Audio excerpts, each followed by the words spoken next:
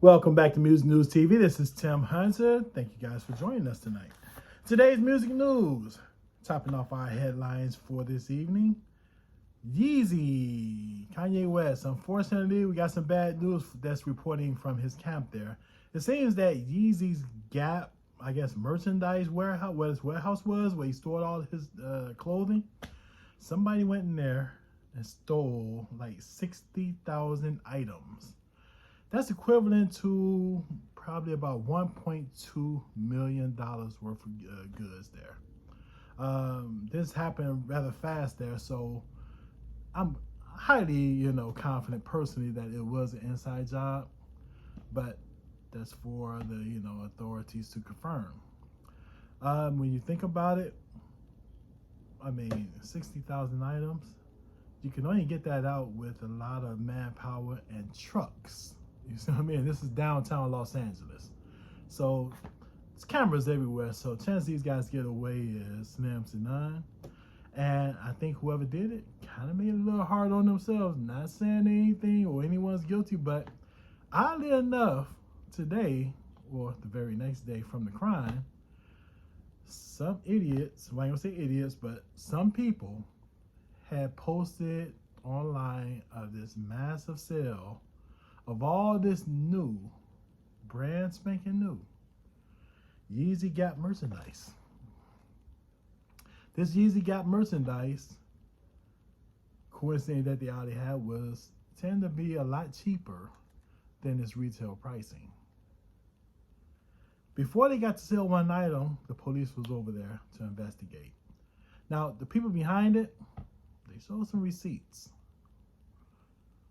but they also couldn't account for a lot of the merchandise that was there. Now, because if they said how, the representatives for Yeezy or whatever reported the crime, they couldn't, confiscate the merchandise that was there. I guess they're working on doing that now, but they were able to prevent them from selling even one item as of right now. So for right now, it looks like they may be able to get something from these guys. Now, if these guys didn't do it, it's a bad situation for them. And their timing was just awful. But I don't know, Ed. Same kind of suspect. What do you guys think? Anyway, enough on that one. Oh, Puff Daddy. Puff Daddy's been going through a lot of storm, and as you guys can imagine, whenever his name come up, either he's the victim of a lot of comedic activity or a lot of legal activity. But the sad thing is, it seems like his school is kind of reaping the repercussions of what he's been accused of. Not in so much indirectly in a sense. I'm trying to best to explain this. What happened with Puff Daddy is basically he has a school, if you guys didn't know, in Harlem. The school is called Capital Prep, right? Now, Capital Prep was well funded and backed by a lot of celebrities. A lot of famous people, really boasting on this school. I know it's by Puff Daddy, And, Puff do things real big, as you know. So this well-funded school with great educators and everything, they actually boasted when they opened that they want to have 100%, college acceptance rate. And they focused mainly on low-income black children, which is something that a lot of celebrities really are scared to do. Anything dealing with black people, you guys know celebrities are scared to do it just for black people, as you can imagine. I don't know why. But anyway, but he did it. Got a lot of kudos for that. It seemed like everything was going fine until his recent activities of being in the public media under scrutiny. It seems that he's been losing a lot of teachers at the school, and there's been an awful lot of fights amongst the students. And it seems that it's become an unsafe environment and a lot of chaos, so it's kind of hard to restore order. Now, I don't know if you guys didn't know much about when Kanye pretty much spoke out of his point of views about the Jewish community and the media and so on like that. A lot of people didn't realize that, remember, he had a school. He just opened. And his school was literally turned upside down. A lot of withdrawals, a lot of turnovers with the employees and so on like that. It's very similar to the same thing. See, the problem is the kids, at the end of the day, pay the price somehow. So hopefully they get together. The school haven't announced anything such as they're going to close or anything like that. I think they're still just going to have to work it out, day by day, and see if they can keep on, teachers that want to stay there and find a way to get control over the students fighting. But nonetheless, I mean, it's going to be difficult. Right now, they said the funding is kind of low or whatever. They are lacking computers. They're lacking, just things overall, even chairs for the students to sit down in. So, wish Puff Daddy and them, the best, and hope that recover really well there, Well, we'll see, right?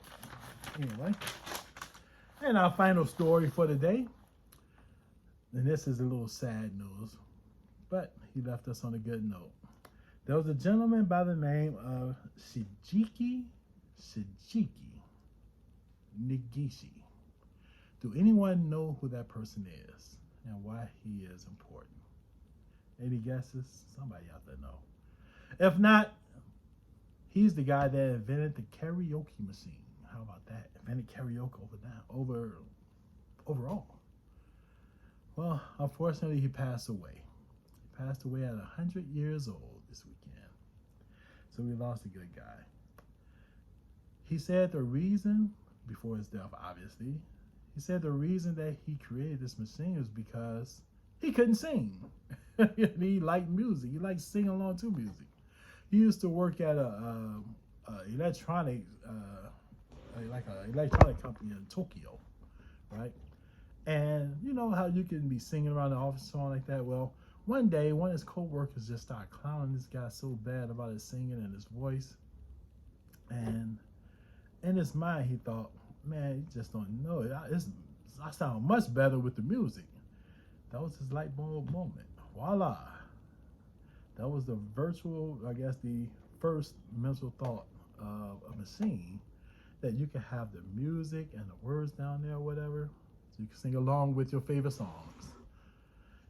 He gave birth to that thing. He said he he was so ecstatic when he first heard his voice through the speakers that he couldn't believe it. And it was just like he thought it would be. It would be fun, and it sounded a lot better with the music, I wonder how many other studio artists, really sound good with their music off. But nonetheless, that thing went on around the world. Now, he did this in 1967. And that thing has been giving people a lot of fun and a lot of party favor from that point on, probably to the end of time. Do you guys like to sing karaoke? What's your favorite songs? Nonetheless, that's it for Music News TV for right now. Stay tuned for more. Got a lot more coming up. In the meanwhile, subscribe, like, share, do what have you. But whatever you do, come back for more, okay? That's it for Music News TV. I'm Tim Hunter. Go to musicnewstv.com and check out more music news and keep up to date on what's going on, okay? Bye-bye.